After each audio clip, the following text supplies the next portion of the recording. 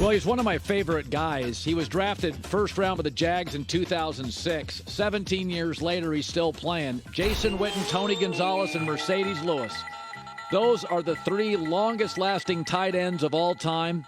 And Marcedes has become the blocking phenom for the Packers. I think it's so funny. Every time they do a Packer game, all these announcers are like, look at that block by Marcedes Lewis. God, I love his commitment to blocking. I did see you make a catch recently, and I thought Marcedes is sitting there thinking, throw me the rock. I can catch too, right? 100%. I mean, as long as you've known me and we've had a relationship, I've always told you it's all about me maximizing my potential, whatever it is that I'm doing on the field. So, trying to be the best tight end, best all-around tight end that I could be is what it's always been about for me. So good for you. I can do a little bit of both. There you go, my man. And you look fantastic. You're healthy, and you've only missed, let me look this up here. You've missed one game over the last 6 years. So usually at this time, Green Bay's a playoff team. We know where they're going to be at home. Okay, this year, young receivers, scrapping, injuries. Now you got to play your way in. Is there an argument that is now an underdog that's got to play your way in? It's kind of a different, cool feel for this team. It's kind of a nice little vibe for a change. Yeah, I mean, I think, the last few years, we've kind of gotten spoiled. Obviously, we put the work in the last few years to be in that spot. But I think that, in the position that we are now, I mean, our back is to the wall and, there's no real expectations for us. And so, we're on the path to just getting better every day. And wherever that lands us, we'll be fine with that. But, just making sure we put our best product out there every time we step on the field is what it's been about, and taking it one day at a time. Okay, I'm gonna level a criticism at Matt LaFleur, and you can push back. That it is hard when you have Aaron Rodgers or a Mahomes. It is very easy to forget about the run game.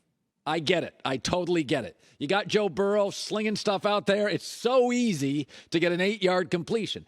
I do feel at times Matt gets away from Aaron Jones, and that I think this team is best served 55-45 running. You're the best run-blocking tight end, certainly in a class. I think Aaron Jones is unbelievable. Bakhtiari. Is it a fair criticism that sometimes you guys get a little pretty and you're really built to be more physical?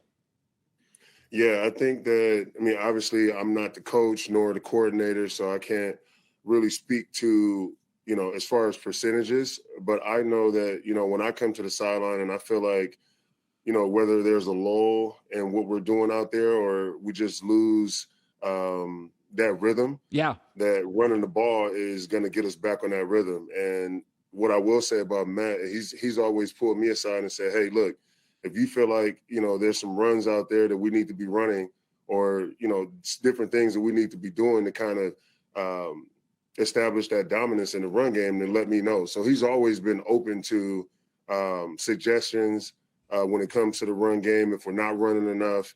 But I've always been an advocate of Aaron Jones and giving him the rock, whether it's in the run game, the screen game, flexing him out, throwing him the ball. I mean, the guy is he's special. It's interesting. You're really a thinking man's play. Aaron Rodgers is one of the smartest guys that's ever played. You are one of the smartest guys I ever have on this show that's played. You're very unique. That a lot of guys, they're in it, they're quick, they make their money, they go on, they do stuff. Both you guys, you see the world much differently. I think it's one of the reasons we always bring on the show is that you have a different perspective. And that Aaron is unique. And I've said this before. Brady's obsessed with football. Manning's obsessed with football. I'm like, I don't think Aaron is. He just loves football and he's great at it. Do you think sometimes the criticism of Aaron, how unfair is it based on the fact that he's kind of being his true self? His true self, he's a little bit of an explorer.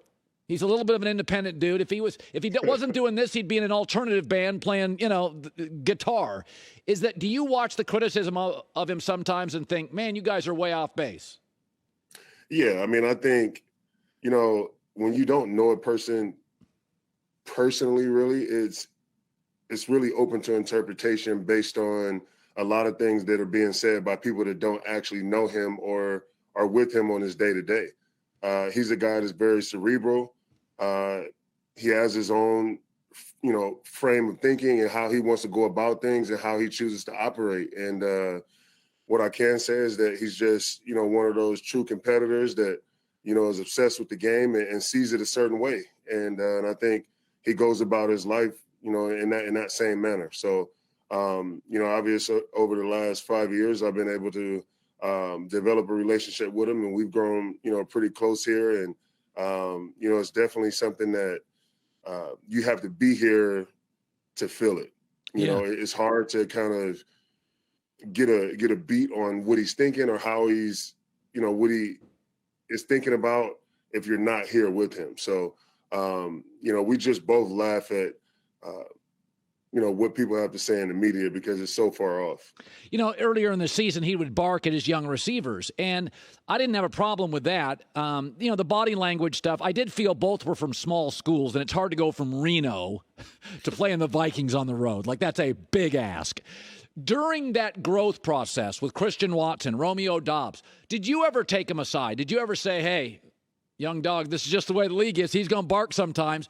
Because they've obviously grown immensely over the last – Christian Watson's exploded in the last month. But during the process, it got a little chippy. Everybody's taking shots. Did you ever take the guys aside and say, hey, this is just it, man. I've been in this league 17 years. It's a process. Yeah, for sure. I think naturally, like, if I'm being honest, I can't remember a certain time where I've just like pulled both of them together and just gave them this lecture. But I think, when we're out there practicing or playing games or in the meeting room and, A-Rod is kind of giving his 2 cents to these guys about how he sees the game and what he expects out of them, obviously it's going to be tougher because you're dealing with a Hall of Fame quarterback, right? So it's not going to be the same as if you got drafted to a team with a quarterback who hasn't really accomplished anything. Right. A-Rod has accomplished so much, and he has sort of, his view and his way.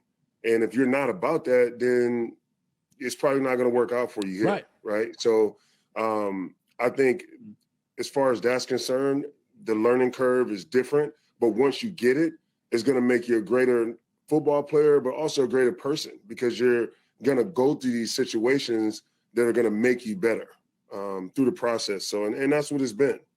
Finally, and you're somebody that your background will be interesting here. I am for college players getting paid, transfer portal, name, image, likeness. I think there needs to be some guardrails. Guys can't, it got a little wild, wild west. But what I really worry about is that young people will go to the program that pays them the most.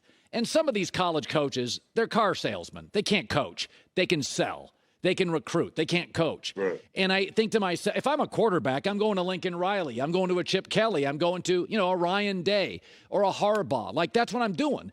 But they may not offer as much as somebody else. Do you look at the NIL and think to yourself, how would you do it if I don't know what your background was. Would you go money? Would you? And it's easy for me to say, don't take all the money, right? Here I am on my platform. You tell me what you would have done.